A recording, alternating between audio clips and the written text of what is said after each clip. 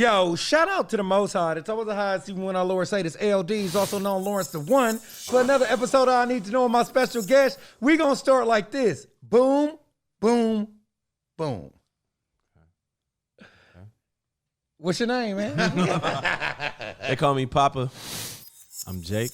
And we are, we're not going to do the thing. And we are Jake and Papa. Yeah, we Jake and Papa, though, from the 818. Yeah. Yes, okay. So first off, I want to say this. How did you get your name? You know what? They've been calling me that since I was born, believe it or not. I think my dad said something like, I used to act like an old man when I was a baby. Yeah. So it just stuck. Now everybody call me Papa. They call me that more than my real name. So how do you have a girl best friend that call you Papa in front of her man?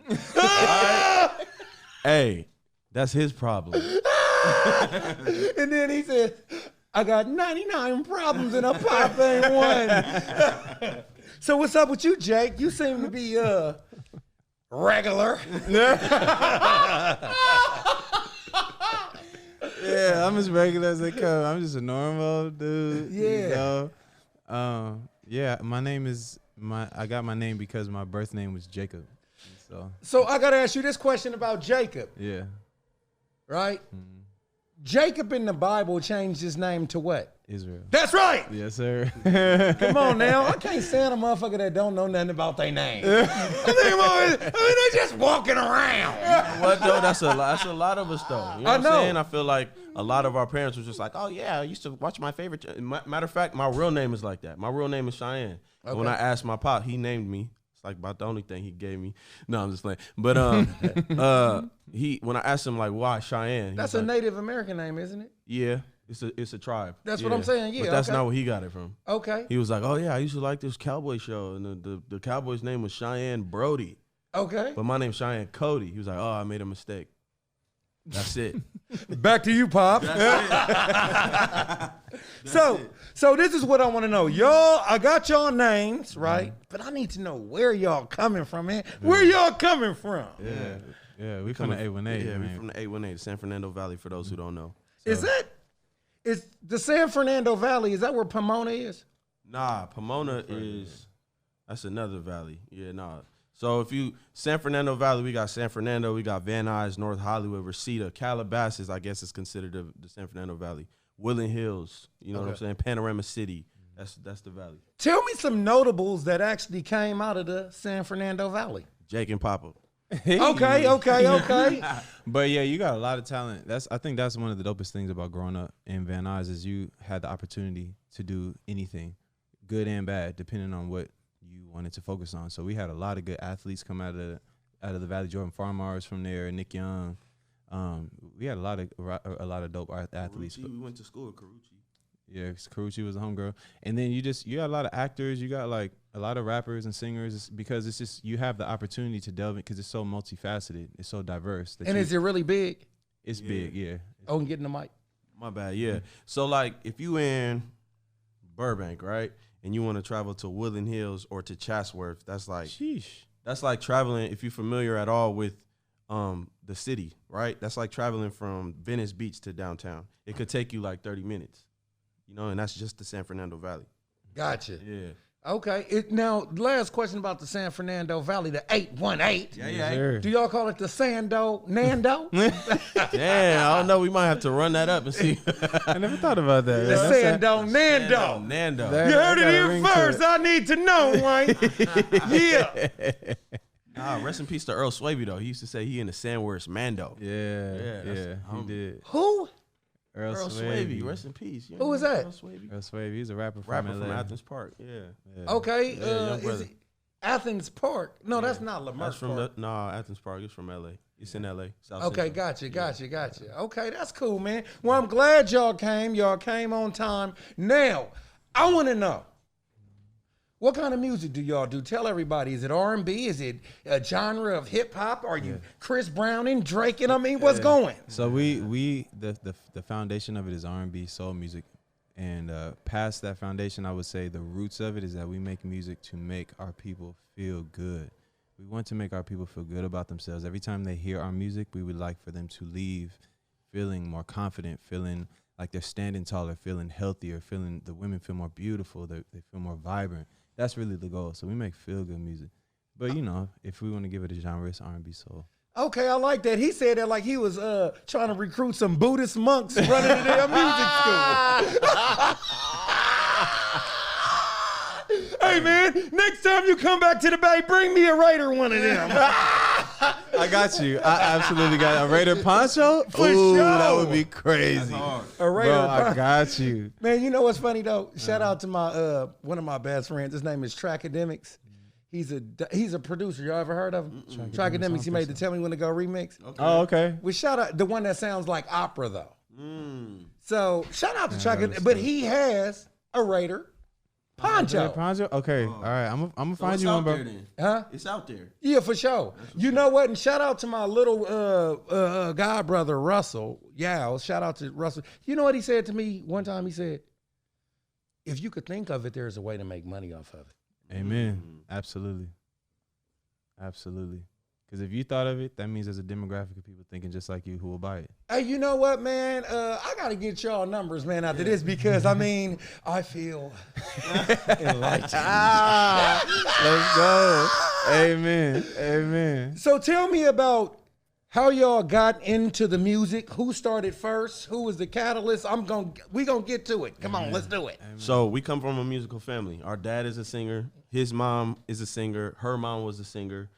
Brothers, cousins, everybody. You know what I'm saying? So like our mom's side of the family, everything is surrounded by food. You know, but our dad's side of the family is everything's about music. So, Sounds black to me. yeah, exactly. Food and music. Yeah. Food and music. So we got into it early. Okay. It started off by seeing our dad sing and our older brothers. He was drilling our older brothers first. Then he handed us, Jackson 5 CDs and made us watch Sam Cooke and Jackie Wilson videos and was like, do that. And almost like some Joe Jackson shit.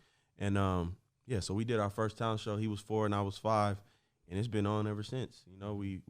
It kind of was like we were forced into it, but then we grew a love for it and it became a passion and purpose. You know what? And did you want to add on anything to that? No, that's pretty much what it is. Okay, because I seen you in the 5th dimension closing your eyes. I knew he was there, but I had to make him tap back in. Yeah. I'm here with you. I'm right with you. Hey, you was though. Yeah, I was like, damn. So that's good, man. I want to know this. Did y'all ever play any sports too? Yeah. I at one point just knew I was going to the NBA. Okay. And I did track and field, and then I went back to coach track, and then really it ended up turning into martial arts. Like I got into martial arts, and that's really what my spirit took to. It was like all the different forms that I studied. Yeah. Okay. But I was balling for a little. I thought I was something. Wait, can I say something? Yeah. You took martial arts. Yeah. Now let me know if I'm on your bad side. Don't be thinking, hey man, the inner Mike Tyson voice saying, he got about one more time to say. Nah, man, I come in peace. I Me don't too. know. Me too. You know, I'll say peace a lot. You know what I'm saying? Yeah. That's how you greeted us. And somebody says, why do you say peace, Lawrence? You know, little snazzy little chick. Why you always say peace? Why, want to be mad? I said, because you could wish for anything in life. But if there's no peace in it, you can't enjoy it. Amen. Ooh, that's a bar. You could have a car, Yep. but if it keep breaking down, it's not giving you peace. Yep. You could have a chick or a spouse or something like that, but if they always leaving the house, it's not giving you no peace. Yep. Sometimes they could be so crazy at the house, you can't wait for them to leave the house so you Absolutely. can get some Peace. peace. Right. Amen. You got somewhere to be spitting, at. brother. I feel like we family already, bro. I You don't know what? know. I feel like that This too. is crazy. You know what I'm saying? No. So this is what I want to know too. What was your first song that y'all actually did that got the biggest notoriety? Oh, Oh, No. I seen a reaction. What was the first song y'all did? We'll say both. Okay, Is the first song we did, period, was Girl Next Door, right? I think it was Girl Next Door. Yeah, Girl Next Door. So our older brothers, they like 10 years older than us. So they used to write songs for us. I think I might have been 10. We was like 9 and 10. And so our first song, I'm in love love with the girl next door. She has what I'm looking for. Yeah. Good times, man. Yeah. So what's the other one though? But you said the one that got us the most notoriety, right? Yeah. What is you say? I got it or leave me? I feel like leave me. Yeah, leave me was one that we did this run for as well. So we had a song that was featuring our brother Quincy, and we broke it out here. We started out here. We came out here, was doing all the Power 106 games and like just working close with the family and friends that were in radio, and it ended up doing really well, man. It was like a genuine push because we really believed in the song, and then we just happened to get some good people on our team along with it. It's funny that you say that because I was going to say, how well are y'all doing? Yeah, we doing good, man. Life is great, man. And we here, right? We made it here. Yeah, That's life right. is That's beautiful, right. man. Life I is feel like we beautiful. was going to meet anyway. We must For be sure. doing all right. For sure, bro. Because if I had seen you in Ross with that on, I would have been like, what owl? Did you see a Raider one? Yeah, amen. So I looked on Spotify. Y'all doing y'all thing. Y'all got a song called Spell It in Diamond. Yes, sir. Amen. Yes. Yeah, well, who came up with that? That sound like like Rick Ross with on Maybach Music compilation port 6. Spell It in Diamond. Bull. I love. Hey, that's crazy that you said that because a lot of like my concepts and like the way I talk is influenced by rap hip hop. Because when I was, coming up, I was listening to a lot of DJ Clue, Grand Theft Audio mixtapes, listening to G Unit and Styles P, a lot of Tupac. You know what I'm saying? So I have the R&B, as my foundation, but the way I talk sometimes is not very R&B. Gotcha. Or it just might be a more urban spin. So yeah, Spell It in Diamonds was just a concept of just talking that shit to a woman in the language that she understands, the modern woman. You know what I'm saying? Woo! Now you kicking the Kevin Samuels, the modern woman. So I'm glad y'all said that because this conversation is kind of flowing, and I just want to tell y'all something about women real quick. Okay. Bro, look like what he know about women. He like, Hey, kick that game, man. We here for so hip hop, right? We agree that hip hop is the #1 selling music, right? Yes, sir. So hip hop is influencing the youth on how to treat people because the backbone of the community is the family, and the backbone of the family is the man and the woman. Yep. We agree with that? Yep. In the 80s, hip hop, the male and female relationship was like a man and a woman. Yes. You know what I'm saying? A man and a woman, a boyfriend and a girlfriend that aspires to be a husband and a wife one day. Yep. In the back of the 80s, though, the word bitch, NWA and shit like that, they kind of showed certain parts and stuff like that. Yeah. And then when the powers that be, seeing that that's what it was, they pushed that. Yep. The 90s male and female relationship was about the female protege. It was still a male and female relationship, but it was a female protege. Like Biggie Smalls and Lil Kim, Trick Daddy and Trina. Foxy Brown and Nas. She rapped in the firm. Oh, But I hear yes, you. Yes. Ice Cube, Yo-Yo, and so on and so forth, Interesting. right? But you know what now they're pushing? Independence. No female. The females right now don't have any attachment to a man. It's do what you want to do. Yeah. And you know what the worst thing that somebody could actually tell you to do? Do something that somebody is rich doing while you don't have the pocketbook. That's tricky. Wow. Yep, they're setting them up for failure. Yeah. So how does y'all music tie into what I just said? I mean, I think the beauty of what we do is, and I have to give a thanks to all of the queens that surround us on a daily basis because we grew up surrounded by queens, specifically black queens. Our mom does hair. So our first job was working in the hair salon. Okay. Tending to black women, serving black women, listening to black women. And ever since then, we've been listening to, catering to, serving, uplifting black women, queens specifically. That's right. So there's a very specific vibration that you need to tend to a queen. Very specific frequency. That's right. Okay. The music that we make is for that frequency, and it's not even that we're trying. It's just that that's constantly what we're surrounded by. So we can't help but make a certain type of music that tends to a certain type of woman. The music that we make, I think, cuts through all of the surface lexicon of what they are pushing to the women out there, because it's fun to go out and play these roles. I'm independent. I don't need anybody, blah, blah. But the one woman in the group of all the women who does go back to a man has something, some kind of foundation that the other ones are looking at that they want. Yeah. Nobody wants to be alone. That's right. It's just, it is what it is. So I think that what we make cuts through all of the fluff, all of the temporary, transitory lexicon. I think that no matter what, people will always recognize what's real. When you hear something and it makes you feel something, like Maya Angelou said, they'll never forget how you made them feel. Y'all can party and pop the bottles and drive the cars and like you could say all of this stuff in the songs and all this blah blah, but you know what's real when you hear it. When you hear the songs that we just played earlier before you came in, was playing our music.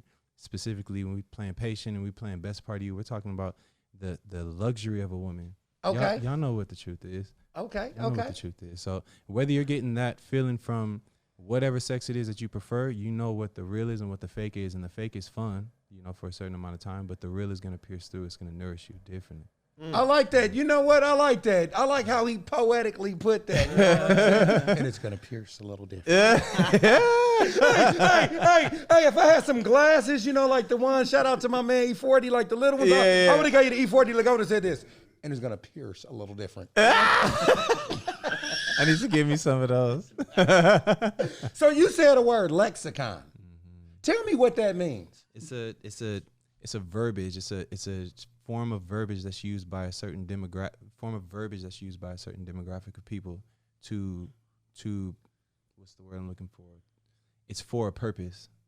I think that's the tricky thing. If we're just talking for no purpose, then that's not a problem. But when a lexicon is put together for a specific purpose, for a specific dialectic, then you have to start really questioning what you're saying, the words that are coming out of your mouth. So when every female rap, I'm not saying this to attack female rappers, but I'm saying that a lot of female rappers are starting to sound the same, right?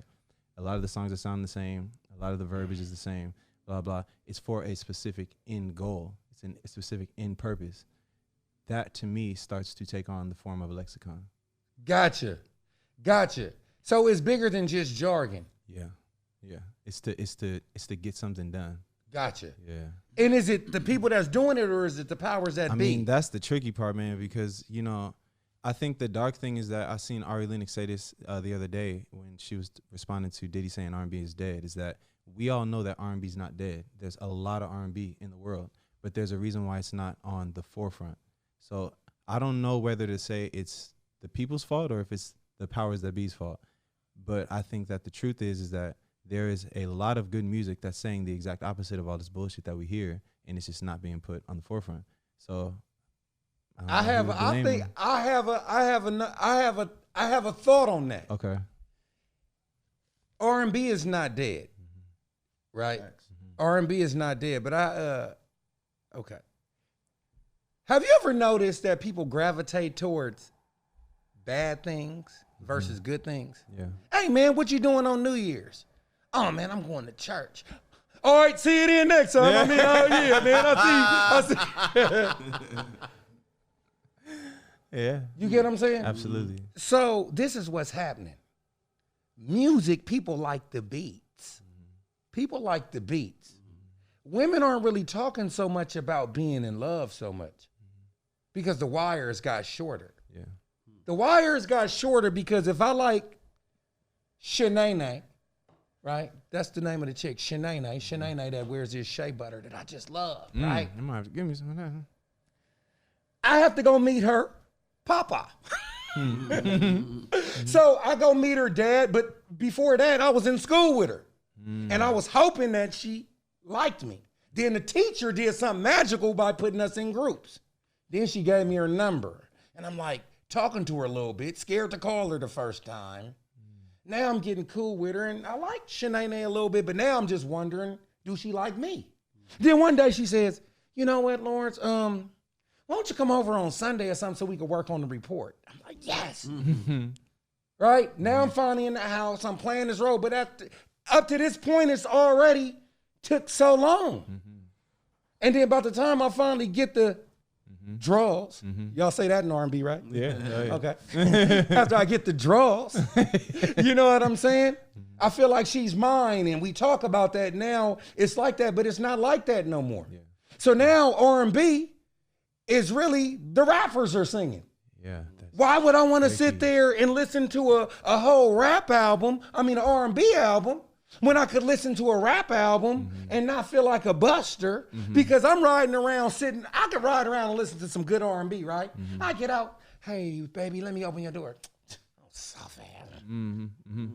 The women are changing, so the music got to change because what make the panties wet is changing. But now, don't get it twisted and go back to what I said. There's a demographic for what y'all pushing, though. Yeah. Yep. You know, y'all knew your mom and daddy, right? Yep. How many people out here grew up with their mom and daddy? So if somebody ain't even used to seeing their mama get told they love you by their daddy, what you think they gonna do to you? They gonna throw you in the blender. Yep. Absolutely. But keep singing. Yeah, that's true, man. That's absolutely true. I mean, I think that the tricky part about that is that it is a form of evolution that I would more so call de-evolution, but they are definitely changing. And when the women changes, everything changes because they give birth to whatever's coming next. So I think we just have to keep trying to pierce through. That's right. We just got to keep trying to pierce through because I do see how tantalizing these songs are.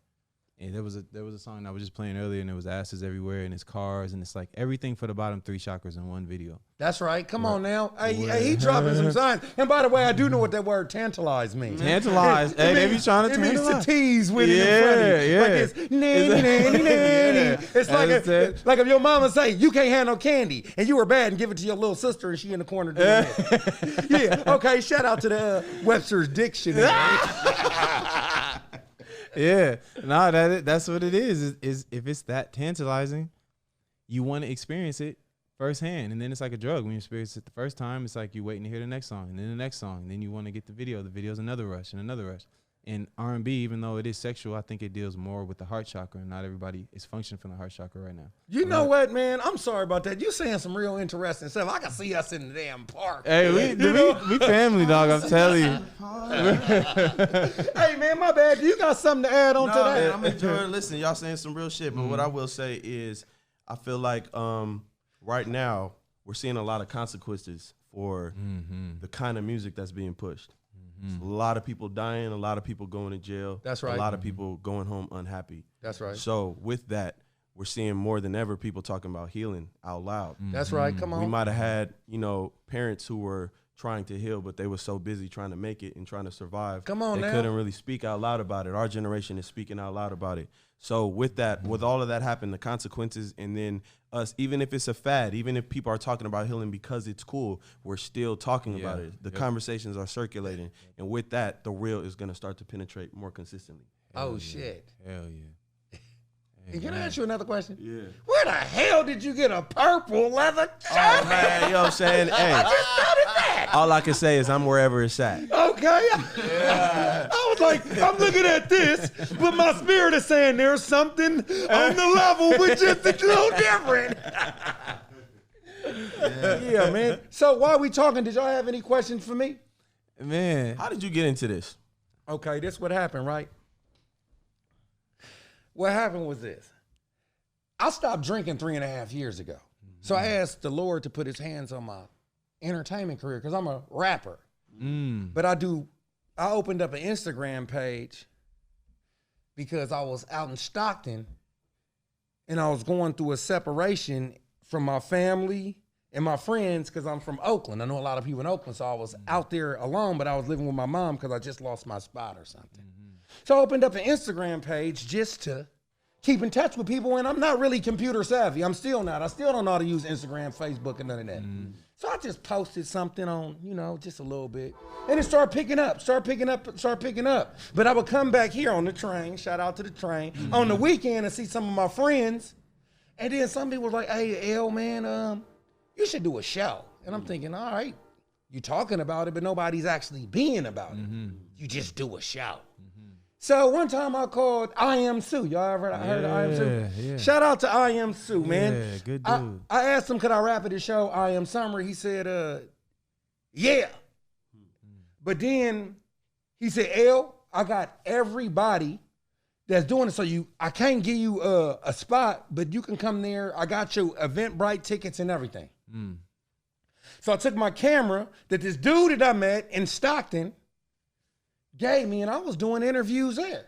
Oh, nice. But I was just doing interviews. Still got the interviews. Ain't even did nothing there on the camera right now. Nice. Okay. And then I was in the summer, and then about a month later, my partner Marcus, shout out to Fly Zone, Marcus Fly Zone, said, "Hey man, Steve want to hook up with you." I said, "Who is Steve?" Like, you know. Yeah. So then he was like, "Man, blah blah blah blah." I met him, and I looked on it, and I was like, "Man," when I got there, right, it was everything. It wasn't this place, but all this stuff was somewhere else. Mm-hmm.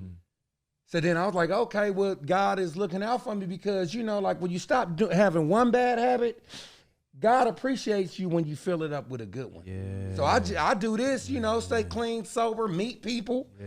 Like y'all my family now and stuff like that, and I feel good about this. This is reward, and we get to talk about a lot of stuff. So that's how I got into it. Man, that's amazing, bro. That's amazing. This has been the funnest interview that we've had in a long time. Really? It feels like we were family for real. For sure. Hey, you remind me of my Uncle Trent. I was literally about to say, you feel like you're Uncle Trent. And he's like one of our favorite uncles.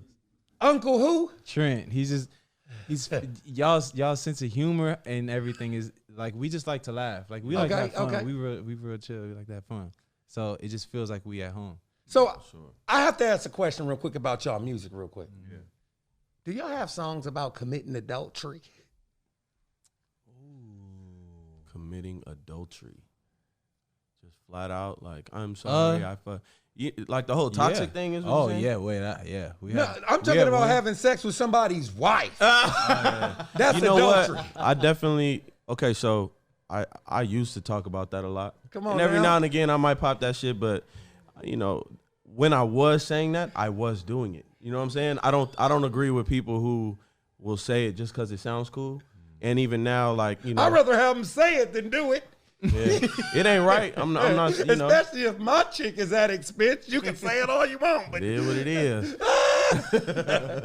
You know, it is what it is. But yeah, man. You know, I'm trying. I try to. Most of the songs that I write now are talking more to my woman. So even if they are super nasty or, you know, aggressive or not, I'm talking to her. I'm not talking to a bunch of women. I'm talking to one. That's good, man. Mm-hmm. So are you in a relationship? I am, yeah. Gotcha. How are you balancing? Right? Because I love to talk about balance. Balance is life. You know what I'm saying? I love to talk about balance. I like to talk about peace, and I do like to talk about balance. Let's go. How do you balance what your this love versus that love? That's a good question. It's a balance that I'm still trying to perfect, but I'll say this. I've been blessed with the ability to turn the switch on and off. Okay, I talked about that today too. Yeah, when I was little, one of my mom's clients said that about me, like, "Oh, he gets it." Like, you know, they said that to me, and I recognized that in myself early, so I kept practicing it. That's right. So now it's just like when I'm with her. She's a civilian. She's a nurse. Like, she's not in this at all. So, and I keep it real with myself, and I keep it real with her. It's that simple. Does she support you in your music? 100%. She's one of our biggest supporters. You know what I'm saying? So that's that. Is she black? Yeah, she's African, East African. Shout out. Shout out. Yeah. East African. That's Eritreans. Eritrea. Yeah. Nip. Yeah. Yep. Yeah. Shout out, man. Yeah. And what about you, mister? Yeah, I'm with a wonderful black woman. She is an artist like me. Yeah. And I think that's played a big role in me being able to balance it out, is that I'm with somebody who works a lot, and she actually works away from home a lot. Okay. So it's just, we both take our artistry so seriously that it's not even, you know, a lot of times you have to have that conversation with somebody in the beginning and set the boundaries, set the foundation and everything. We never even had to have that conversation of how late we're coming home and why, and when we're staying far away from home for extended periods of time, how do we justify it? It's like, it's just such part of the lifestyle, and we're both so mature about it. We're both spiritual. We're both in line with intentions in regards to long-term goals. So it flows really smoothly, man. And luckily, we're both good. It would suck if we sucked at what we did. You know, she's really good actors, and I'm pretty good at music, I reckon. You know, since she likes our music, I love her acting, so we support each other. It just works, you know. Okay, so this is the hot seat, right? What is he really good at? Shit. You know what's crazy about my brother that I admire the most? He's good at everything he do. and he does a lot of shit.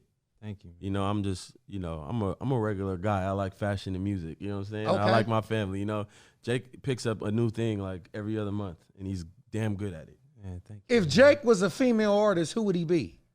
Ooh. Interesting. Lauryn Hill. Ooh, God damn it, I'll take it. I'll take Miss Lauren. Hey, thanks, man. Hey, I want to be a police officer. Speaking of take it, give me that rock there, buddy. Now, what is his superpower? Man, his superpower is his passion. I think that he could run through a brick wall if there was something on the other side of it that he felt he needed to have. Whereas most people, the first I did that before, actually. I mean, we know a lot of people because we're from LA, so we see a lot of people move in, try it out, put out a tape here and there, maybe do an independent film. They fail 2 or 3 times and then just move back home and give it up. Go have a family, completely give it up. You know, go work at a church somewhere or something. And we've been at it for a long time, and I've seen every single win that he's taken and every loss that I can see from my perspective. I've seen him take a lot of losses, and I've seen him take a lot of wins, and he never stops. And so the passion, I think a lot of people have a lot to learn from that, because most people aren't used to the idea of how insane it is to be told no, yet still feel the need to go forward. I think we live an insane life. We hear no more than anything. That's we right. Just keep doing it. That's absolutely asinine. My girl probably gets turned down 20 times to the one role that she'll actually get. For sure. That's not even a realistic way to look at life, but we do it because we know we have to. It's in our soul, and we know we have to satiate it. So I think in regards to passion, he's just unparalleled. You know what? Not like how you said that, man. Hey, maybe you are Lauryn Hill. I mean, I don't know Hey, who I'm giving. Lauren, hit me up. I don't know who I'm giving the Grammy to. Hey, here, you take it. No, you take it. Hey, but I think what he just said is very important for people who are trying to do this. You know, it's a lot of people who trying to do it for the wrong reason, especially now. It seems more accessible than ever. Yeah. Record a song in your closet, put it on SoundCloud, you're going to blow up like Chance the Rapper. But they're not understanding the illogical shit that comes into it. You know what I'm saying? You're not really understanding you're going to have to hop in your car and drive 6 hours to the Bay and meet, good people in order. You pay for the gas. You pay for it. Yeah. You know what I'm You saying? know? But it's all a part of it. Like, if you really love this shit, like, we love this shit, bro. This ain't no work. Yeah. Like, I love this shit. I love having this conversation with you. Thank you, brother. You know, and, some people who are used to just clocking in, I clock in at 9, I clock out at 5, I get my check every other week. They don't understand this shit. Yeah. They never will, but that's cool. You don't have to. Yeah. You know, Because there's a reason why there's people on the stage and people in the audience. And I was just going to say that. They say it's many are called, but few are chosen. Amen. When you think about going to a basketball game, right? You have a team, and then there's the other team. Think about everybody that's there that wanted to play basketball at one point. Man. The people that's chosen Yep. were actually In on the game. team. Yeah. Yep. They're not the hot dog man. Yep. They're not doing it on this level. No, they're on the team. So it's always going to be more customers than it is workers. Amen. Amen. Yes, sir. And you got to be okay with taking that lonely journey sometimes, because I was just talking to bro about this before we got on air. Like, there are different levels to being chosen too. Like, there are some people who are going to make it to the game, but there's only one LeBron. That's right. You know what I'm saying? Some people just going to have to ride the pine. That's and right. Get the ring at the end. So sometimes you're going to have to put it on your shoulders, because not everybody's going to understand the vision out the gate. So you're just going to have to be able to work through those sleepless nights, put the shit on your shoulders, run through a couple walls, and then people who get it enough to be able to work under you or work beside you can come along afterwards. But, you got to be okay with taking them first steps by yourself. And you know what? I'm glad you said that, because I was listening to something where somebody was doing something great. And somebody said, you know what? He Daniel's son. I taught him everything he know. But what is the name of the movie? Karate Kid. So the movie is about the kid. It's not called The Master Teacher. Amen. Yeah. Yes, sir. Hey man, Right? You coming with bars, man. I mean, I always do that. You know what I'm saying? Because I'm positive, man. I try to be positive. Hey man, we gotta be, man. So this is what I want to know. What is y'all biggest hit record?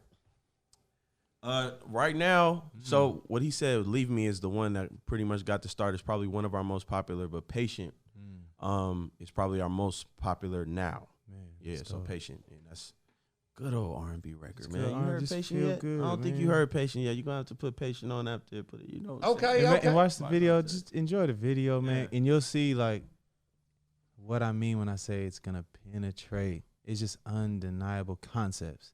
It may, I don't expect everybody to like the song, but the concepts. It's going to feed light to the people. That's what we got to do. We got to feed them light, man. So where's your biggest fan base outside the A18? That's crazy. We was just looking at that, and it's low key really far away. Wait, where is it? London. Yeah, London. Yeah, we getting a lot of streams, a lot of clicks in London. So we're gonna have to. And then figure that Australia out. too. You said Australia. Australia, Like we got Melbourne and Sydney. Yeah. Y'all got a passport? Yes, Yeah. sir. Have y'all ever been out the country? Not that far. Yeah, I we mean, ain't been over there. I went pretty far, and I think when we went, that's what made me realize how easy it is. How not easy, but how accessible it is to do it. Because we really do need to go to London and Australia and perform. Like we feel like that's the next step. Okay. So, yeah. That's another thing that I want to show fellow artists, man, because we've been in the trenches with this independent artist shit, especially on an R&B scale, which is, in my opinion, a little harder than rap, to penetrate independently. It's not as hard as they make it seem. All you need is a couple real ones around you, a solid plan, and some resilience. Yep. You know what I'm saying? Just figure this shit out. The corporations is doing it. They got a network. They got a Rolodex. Tap into the Rolodex. They got a Figure it out. machine too. They got a machine, but they also. But you a machine. We a hell of a machine. Yeah. So yeah, it's not as hard as they make it seem. Figure it out. Take a step. I'm going to ask y'all the question from about 2 weeks ago. Okay. Who want to answer it? I'll get you to answer it first. Would you say the world was big or would you say the world was small? Both. Well, you got to pick one. The world is small. The world is small. I mean, especially with the internet. Yeah, I'm gonna say now. I Yeah. think now is The small. world is smaller than ever. Yeah, the internet changed everything. I love clothes, right? I love fashion. It's never been easier to go on Instagram, see an outfit that Kanye wore, go downtown, and make that same outfit. Tomorrow you'll have it on. Yeah. Or a replica, something that looks like it. You know Yeah. what I'm saying? Like, he's probably in London or Paris or wherever wearing that outfit. Boom, you got it right now. You know And what I'm then saying? In regards to human connectivity, it's every human is right there at our fingertips. For a minute, I was doing. I'm gonna go to Kenya soon to help out a very specific shelter of women that are basically raising kids by themselves. So they like have this self-sustaining shelter, and I'm gonna teach them like self-defense and like meditation stuff. It's called Fiki Adada, right? So I was talking to them every Saturday, and one Saturday I realized like y'all are really in Kenya right now. That's Yeah. really far from where I am. At the time I was in Baltimore. Yeah. Like that's so far away. And they're teaching me different words from the language, and I'm teaching them like different little things from meditation. And I'm like, we're really exchanging culture, we're exchanging history, we're exchanging laughs and jokes and everything. And y'all are on the other side of the world. Yep. If we really want to make the world small, we can. These phones, we have no excuses nowadays, I think. You know what? I'm glad you said that because I look at it that the world is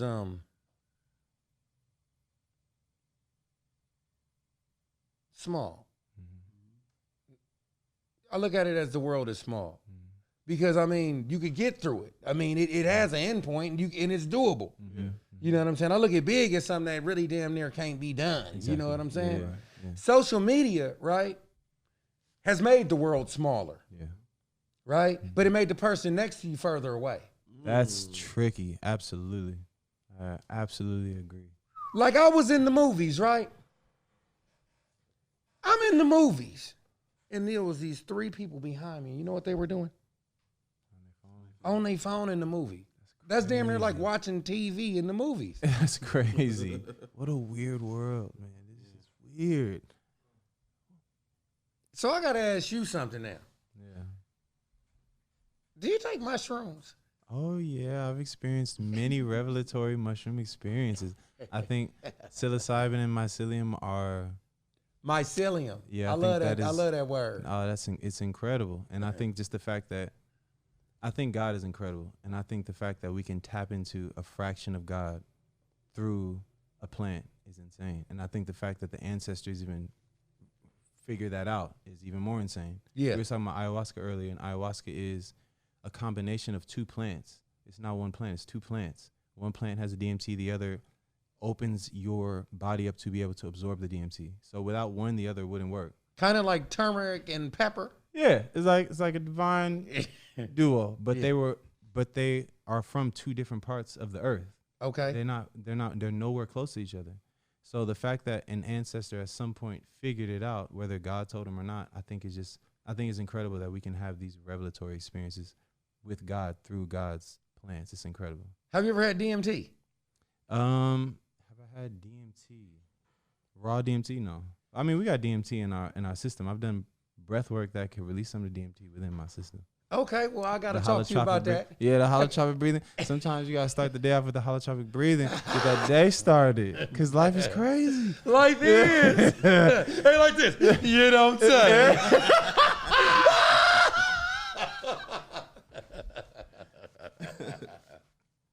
So how was the ayahuasca experience? Talk about it from the beginning to the end. All right.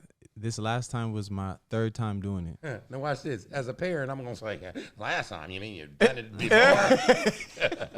Ain't that how parents be? You mean you've done it more than once? Oh, yeah. Yeah, I done it.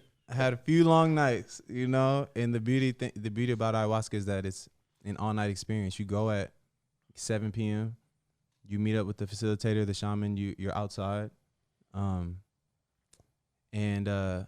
you basically tell your intentions to the shaman. So you have a long conversation with the shaman. This shaman specifically was amazing. His name was Martin. Martin was super dope because he was music-based. So the entire ceremony was music-based, live music-based. So you take your drums. I play the handpan and the flute, and I play bison drums. So we take all our instruments, and like we go out in nature. And once you consecrate your intentions, it goes all night. So you take the tea, and it gets real tricky. And he breaks down the history about it. He breaks down the history about the prerequisites that you take before the tea. It's all natural plant medicine, you know. They call it medicine. It's not the stuff that you get in a capsule that has a little tag on it. That's drugs. What we take in the forest is medicine. Medicine's straight from the Most High, right? Growing through the earth. And so the beautiful thing about ayahuasca is that it's a medicine that makes you face the deepest, darkest shadows within yourself that you have to face, reconcile, and eliminate. Purge is the word that they use because you literally throw it up.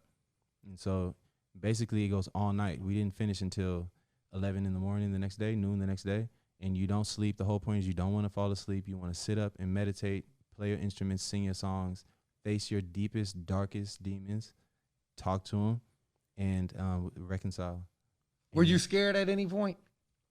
Yeah, at one point I was scared for the fact that the first 2 times I did it, I didn't purge. I was more so helping the shaman with the ceremony. So I took the medicine, but for some reason I didn't purge. So I was playing the instruments. I was helping smudge people. I was holding space for people. This time, the moment I took it, I started feeling it. So I knew it was going to be a very long night. And when you start purging, you know what's crazy about shadow parts of yourself, man, is they create a home within you, and trying to what happens when they kick you out of the house? Trying to when they kick you out of the apartment when you can't pay the rent no more. Evict. Trying to evict your shadows when they've made a home within your body is almost impossible. It's almost impossible. And so you're throwing up, you have people screaming, you have people falling out and convulsing on the ground. Some people are dancing by the fire. You're doing everything that you can to get this thing out. And at one point, I was trying to release this part of myself that I did not want to be a part of me anymore. Yeah. And I could literally see it holding on to me, trying to not leave me. Gotcha. It was like holding on, like it's like strings holding on to me. I was like, get out. I don't want you anymore. Get out. I don't want you anymore. And finally, I got it out. So it felt like everything that I went through was going to be for nothing because it wasn't, that last little piece wasn't trying to get out, but I ended up getting it out. Gotcha. And have you ever had ayahuasca? No. Yeah, you seem like, man, I'm just old English and weed, dog. West Side. Man, I'm just Budweiser and Bud, dog. Hey, look. No, that's my brother.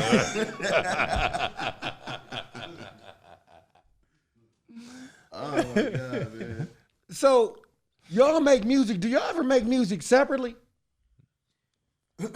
So, I mean, our creative process varies. So sometimes he'll just write 12 songs. Sometimes I'll write a few songs. And sometimes he'll write full songs. Sometimes I'll write full songs. And then I'll be like, sing this hook. Sing this verse and vice versa. Sometimes we write songs together. So, but every time we put music out, it's always Jake&Papa. That's dope. You know what? You know what I'm saying? I ain't trying to sound all sentimental and stuff, but music comes out better when you do it with people that you love and care about. Oh, yeah. Oh, yeah. Yeah, for sure. Well, we've done music with people we love before. Respect is the main thing. Me and him respect each other. Yeah. You know, so all the love in the world couldn't save us if we didn't respect each other. That's right. Yeah. So that's the main thing you gotta have. Just not even just to do music, to do business. Like there gotta be some respect. And, of course, a common goal and vision. Yeah. Amen. I got to ask you a throwback question of the day. You know what I'm saying? So what food combination sounds like a successful marriage? Is it A, salt and pepper, B, milk and cookies, C, peanut butter and jelly? Milk and cookies. Yeah, okay. Ooh, that PB&J, though. You know what, man? Dang, You don't even know bro. about that life. I'm allergic to peanut butter, so I don't even know. I just heard about it my whole life. Okay. So therefore, I gotta go with milk and cookies just because that's like something you can always revert to late at night Man. when it's been a long day. You better say it. You can go to them milk and cookies. I'm gonna go with that. You know what? All answers are right, but want me to tell you my thought and theory is? Peanut butter and jelly. Oh, yeah. No, salt and pepper feels boring and arranged. It does. It does. Right. Like they're together. It's definitely successful. Yeah. But it seems boring. Yep. Yeah. In arranged. Like I be salt. This is my wife, Pepper. Or look. Because it speaks to the whole black and white ideology. And then I would say milk and cookies is definitely something great, right? But it seems like it's more of a fling. Seems hella fun. Seems like it's fun, but it doesn't seem super last long. After all, milk might get a different cookie. Now, this is why I said peanut butter and jelly. I would say peanut butter and jelly is because when you put peanut butter on one side, then you put jelly on the other side, and when you put them together and you open it back up, you see they're one now. That's powerful. This nigga just made a poetic. Man, that's about powerful. PB&J. Man, They're that's one now. amazing. Yep, and there's no separating them again. There's no separating them again. So yeah, man, thank y'all for coming out, man. Hey, man. Tell everybody where they can find y'all stuff at, man. Hey, man, you can find us any platform under Jake&Papa, JakeAndPapa. Yes. Yeah. Yes. For sure. Well, I'm Lawrence, one also known LDs, for another episode of I Need to Know. And as usual, come on, you know what I want.